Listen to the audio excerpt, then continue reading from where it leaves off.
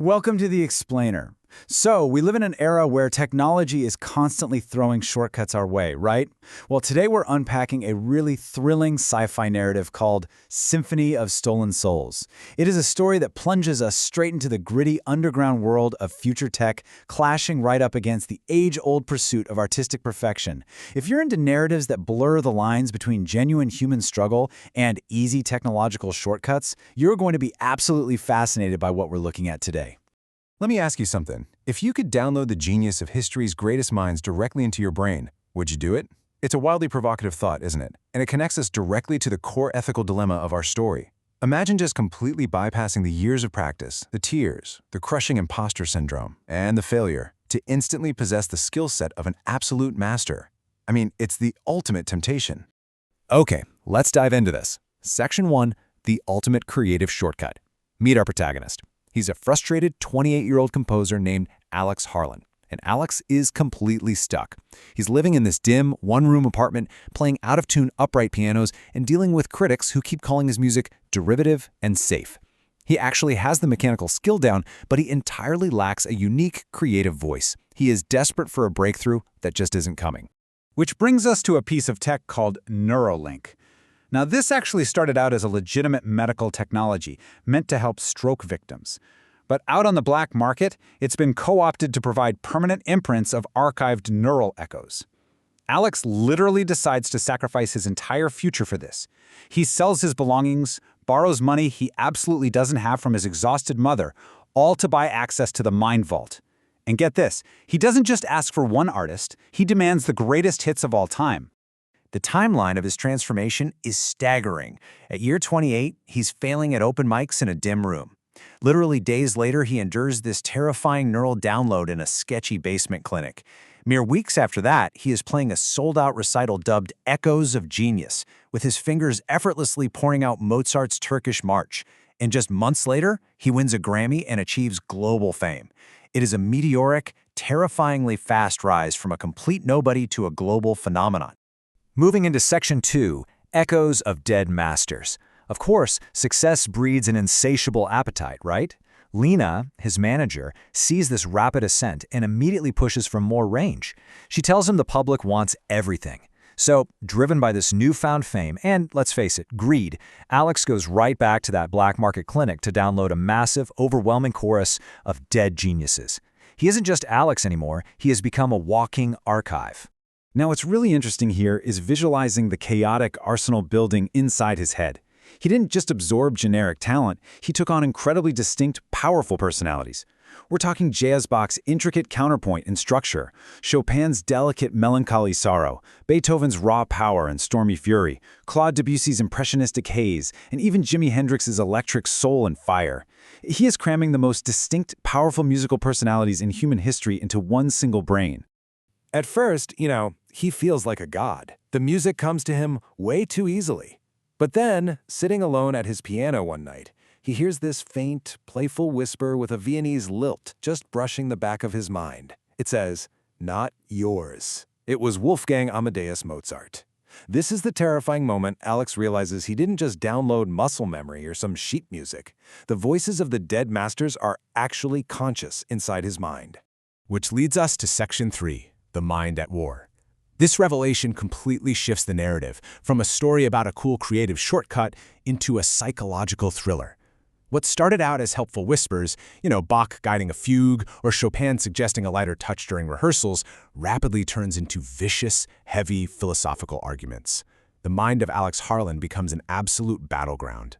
You basically have two fundamentally opposed philosophies going to war over a single pair of hands. To Alex, music is just a mechanical skill. It's an accessible shortcut, and the end result is literally all that matters.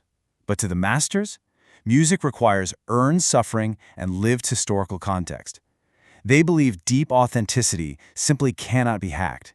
And the insults he endures from these goats are just overwhelming and cacophonous.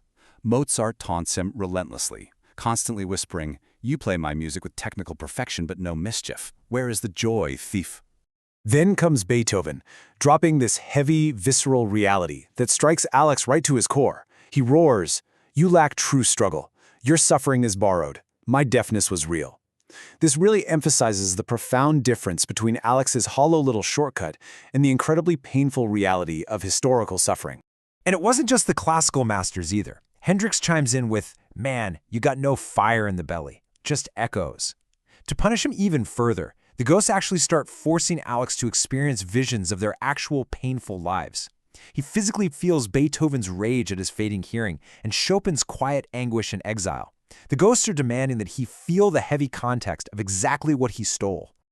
Section 4. The breaking point. The narrative tension just ramps up to a fever pitch here. Alex is completely sleep-deprived, his mind is fracturing, and he attempts to perform this monumental fusion piece at the legendary Carnegie Hall. This was supposed to be his crowning achievement. Instead, it becomes a very public disaster. So at Carnegie Hall, Alex attempts this ambitious fusion piece titled Pantheon. But mid-performance, total mutiny strikes. His left hand completely rebels, drifting off into Beethoven's Pathetic, while his right hand is desperately trying to hold on to a Rachmaninoff theme. Suddenly, Chopin trills, and Stravinsky's savage rhythms just crash in. Two opposing hands, multiple dead masters fighting for control.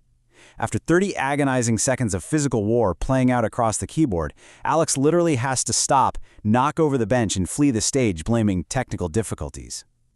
But Carnegie Hall? That was just the tremor before the earthquake. His final collapse happens at the Royal Albert Hall. And this brilliantly illustrates the complete mental fragmentation he goes through.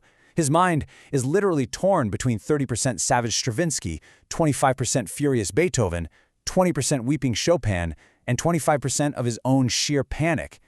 His body becomes a battlefield, with his fingers moving in patterns no single human hand should ever be able to manage. The physical toll is absolutely horrifying.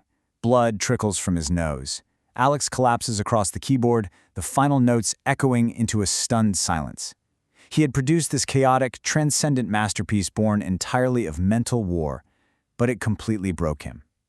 He was hospitalized immediately, and his meteoric career came to a sudden, screeching halt. Section 5. Integrating the ghosts. Now, in the hospital, it is incredibly quiet compared to the sheer noise of the stage. Alex's managers abandon him. His fame evaporates overnight. And the doctors give him some really grim news. Removing the neural link is deemed too risky. It might actually kill him. He is permanently stuck with these ghosts. Exhausted from this massive battle, the voices finally grow quieter. Beethoven's words really ring true in the silence. Genius is not stolen. It is suffered for.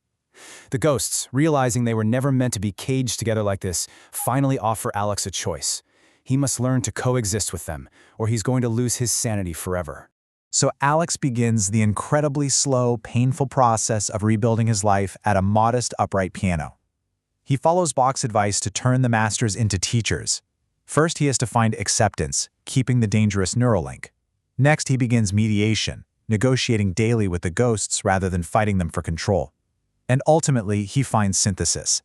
He creates his own scarred, completely unclassifiable voice that draws upon their wisdom without stealing their exact notes. Which brings us to our final act. Section 6, True Cost of Genius. One rainy evening, playing for a very small audience, Alex debuts a new, deeply human piece titled Exorcism. It isn't some massive spectacle. It is just raw honesty. The music swelled into something vast and beautiful, carrying the weight of centuries and the vulnerability of one ordinary man. Alex's music was no longer stolen. It had become a harmonious collaboration. The voices in his head didn't disappear, but they were no longer at war. They were finally working with him to create something genuinely new. So, I want to leave you with this. Is your creative voice a mere echo of your influences? Or have you done the hard work to synthesize them into something truly your own? Think about the shortcuts you take in your own life. Do they actually help you grow, or do they just skip the struggle that makes the final result worthwhile? Thank you so much for exploring this fascinating story with me, and I'll leave you to ponder that.